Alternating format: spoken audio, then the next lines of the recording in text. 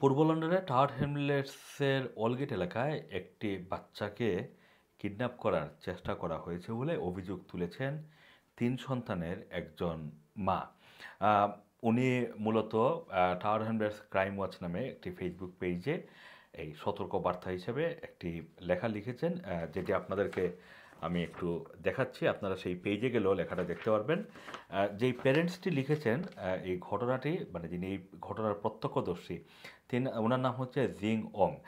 তিনি একজন চাইনিজ চায়নার বাসিন্দা। তিনি ওলগেট এরিয়াতে থাকেন এবং তিনি বলছিলেন যে ওনার যে প্রতিবেশী গতকাল উনি তার অ্যাপার্টমেন্টের নিচে কেয়ারটেকারের সাথে, মানে অ্যাপার্টমেন্ট লুক আফটার করেন এরকম একজন কেয়ারটেকারের সাথে কথা বলছিলেন এবং যখন লিফটে উঠতে যাবে ঠিক তখনই দুজন পুরুষ লোক এসে একটি ছোট বাচ্চাকে টেনে গাড়িতে তোলার চেষ্টা করে।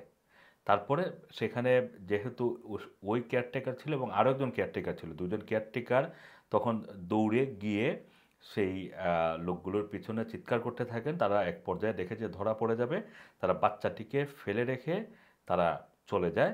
বাট তিনি এটাও বলেছেন যে তারা পুলিশকে কল করতে পেরেছিলেন, কিন্তু দুঃখজনকভাবে সেই গাড়ির নাম্বার প্লেটটি তারা নিতে পারেননি। তো এটা এই এই লেখাটি লিখে তিনি বলেছেন যে এই মানে ওলগেট 8-এ যে ঘটনাটি ঘটেছে, এটা সম্পর্কে কারো কাছে কোনো তথ্য থাকলে সেটা জানানোর জন্য তিনি বলছেন যে তারও 3টি সন্তান রয়েছে এবং ওনার বাসার সামনেই ঘটনাটি ঘটেছে এবং তিনি এক খুবই মানে ভয় পাচ্ছেন যে এইভাবে যদি আবাসিক এলাকা থেকে দিনের বেলা এরকম ঘটনা ঘটে তাহলে তিনি তার 3 বাচ্চা নিয়ে শঙ্কিত। এবং তিনি এটারও জানার চেষ্টা করছেন যে এই ঘটনাটি কি কোনো মানে র্যান্ডম যেরকম কিডন্যাপ করা হয় বাচ্চাদেরকে সেরকম ঘটনা, নাকি এর পেছনে পারিবারিক কোনো ঘটনা আছে, যেটা অনেক সময় আমরা শুনি এই ধরনের ঘটনা যে মায়ের কাছে বাচ্চারা থাকে, বাবাকে দেখতে দেওয়া হয় না, বাবারা অনেক সময় চেষ্টা করেন বাচ্চাদেরকে ছিনিয়ে নেওয়ার জন্য। এই ধরনের ক্রেজি দু একটা ঘটনাও কিন্তু মাঝে মধ্যে ঘটে। সুতরাং টাওয়ার হ্যামলেটস ক্রাইম ওয়াচে জিং ওং যেই ঘটনাটি শেয়ার করেছেন সেটা আপনাদেরকে বললাম একটু সতর্ক থাকার জন্যই, কারণ যে কোনো মুহূর্তে যে কোনো ধরনের ঘটনা ঘটে যেতে পারে। ব্রিটেনে প্রতি বছর প্রচুর বাচ্চা হারায়। সেটার হিসাব আমরা যদি বলি প্রায় 50-60 হাজারের মতো বাচ্চা হারায়। এর মধ্যে 98% বাচ্চা তাৎক্ষণিকভাবেই রিকভার করা গেলেও অনেক সময় 2% বাচ্চা কিন্তু কখনোই রিকভার করা হয় না, যায় না, মানে এদেরকে আর পাওয়া যায় না। এটা কিন্তু স্ট্যাটিস্টিক্স।